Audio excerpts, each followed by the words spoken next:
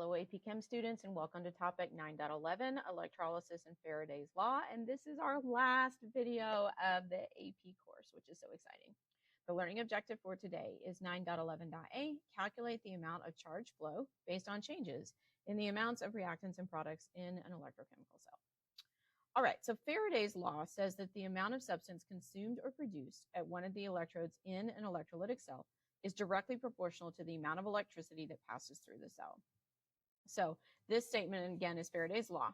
And before we can do anything else, remember that we always convert to moles. So when we're dealing with electrons in charge, we also use a quantity called current. And we can calculate current using an equation that is found on your equation dropdown in your testing software. So I is equal to Q over T. In this equation, I is equal to current in amperes, Q is equal to charge in coulombs, and T is time in seconds. Now, in a lower down drop down, okay, so this is in the thermodynamics and electrochemistry expanded menu. Below that is unit conversions. You will also need to use the unit conversions drop down for these calculations because you need to recognize that an ampere, which is the unit of current, is equal to a coulomb per second. And I think that's on this next page as well. So Faraday's law can be used to relate the quantities of current, time, and electrical charge. So in order to do that, you need to think about the relationships that exist. And then this is just an exercise in unit conversions, and that is all. So a coulomb, again, is 1 amp per second. So that's if we rearrange this equation down here. 1 coulomb is equal to 1 amp times seconds. Faraday's constant up here is equal to 96,485 coulombs per mole of electrons. And then I want to remind you that a mole is 6.02 times 10 to the 23rd, in this case, electrons in a mole. Okay, so with electrolysis conversions, if we know the half reaction, then we can do several conversions for electrolysis. Okay, so thing one, remembering that we're going to be using this I is equal to Q over T, we're going to use that over and over in Faraday's law calculations. We're going to keep in mind that a volt is equal to a joule per coulomb, and that's something we haven't talked about yet. So if they give you the voltage, you can use that and relate that to coulombs as well. So you can calculate the number of electrons transferred. You can do that also using, that will sometimes require Avogadro's number if they want the actual number of electrons, or they could just ask you the moles of electrons. Okay, so then that would be a relationship using Faraday's constant. You can do the mass of the material deposited and or removed from the electrode, also using molar mass. You can calculate current with charge over time. Probably what would happen there would be something like they might give you a part 1 where you would calculate the E cell, and then part 2 they might ask you the current, and so then you would use this relationship here between volts and coulombs. You might also be given some information there in terms of the joules. Okay, so there's a lot of different ways this can go. And then of course you've also got your amps is equal to 1 coulomb per 1 second. You can do time elapsed. All of that will be in seconds. So if they give you information in terms of hours or minutes, keep in mind you'll have to convert it into seconds before you can do any calculations with it. And then the charge on the ionic species, because if you can calculate the moles of electrons that are transferred, then you can figure out what the charge is based on that number.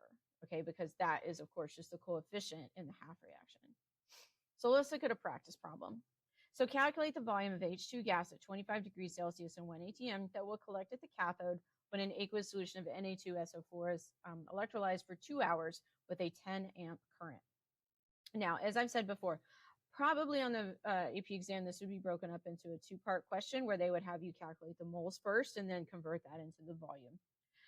But just, you know, we can do it all in one go, so that's what we're going to do. So if you want to try this on your own first, go ahead and pause the video. I'm about to go through the answer. All right, so there's the question. So again, this is just a giant unit conversion, okay? So I've got it set up in a table here, and I just want to go through step by step what this is. So we're starting with the 10 amps and the 2 hours, and this is a little bit different than our normal unit conversions because we're going to put them both on the top next to each other, and I'm going to show you why. So the first thing we're going to do is remember the reason we're doing this is that charge is equal to current times time. Okay, so here's your current and here's your time. So we can then convert time into seconds. So we're convert from hours into minutes and then minutes into seconds.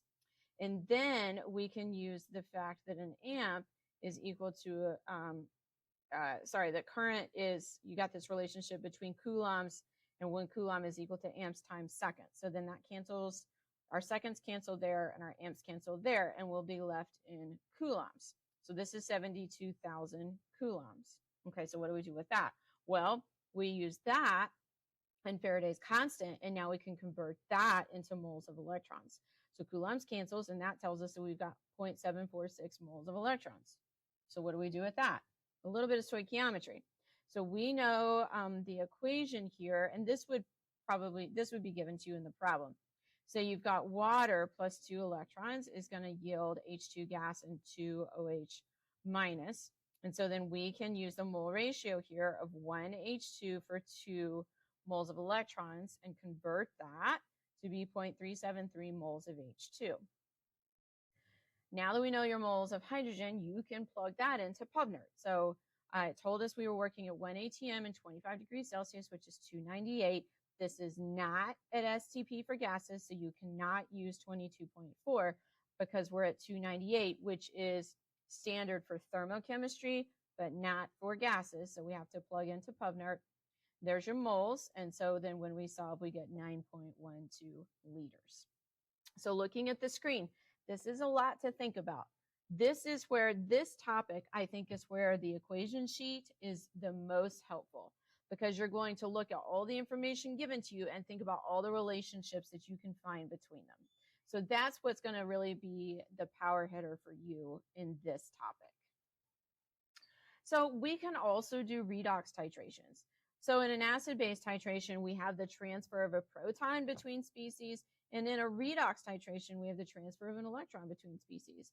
But a lot of things stay the same. We still have an equivalence point on the graph where the moles of, the one is equal to the moles of the other in terms of your reactants. It's just that instead of moles of acid being equal to moles of base, it's moles of the oxidized species equaling the moles of the reduced species, okay? So the redox titration, the redox reaction is taking place, and they parallel acid-base reactions in how an endpoint is determined. So your indicators are substances whose oxidized and reduced forms are different colors. So for example, here we could have this redox indicator where the reduced species is red and the oxidized species is blue. We can also use meters, and you would graph the volume of titrant added versus the reaction using a potentiometer. And so this would be the difference between the reduction potential for each half reaction, as we've seen before. Okay, and so that you can see your equivalence point on this graph would be around 1.2. Okay, and you can see that that is where you would change colors between the red and the blue, as we see here. Okay, so what should you be able to do with this? So first of all, I don't want you to stress out. This is a very quick video in a topic that could really take a lot more practice. So I would encourage you to do some practice problems, but remember that ultimately this is just a big unit conversion, right? So you should be able to apply stoichiometric calculations. Thank you, Train.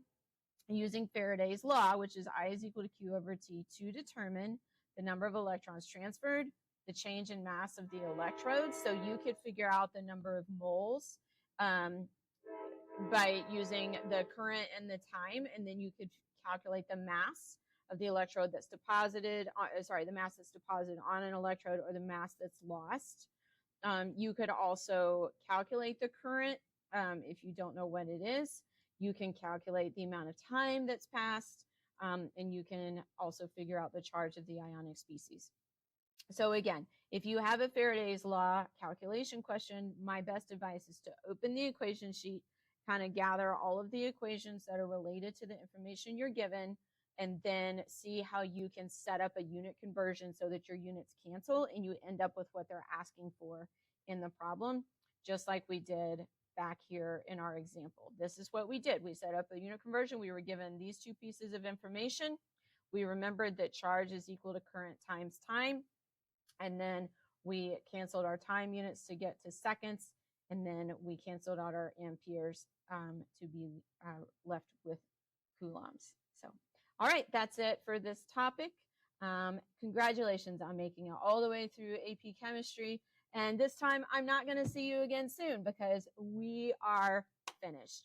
So please take some time to do some review. And good luck on your AP Chemistry exam, or if you're watching this for Gen Chem on your Gen Chem exam.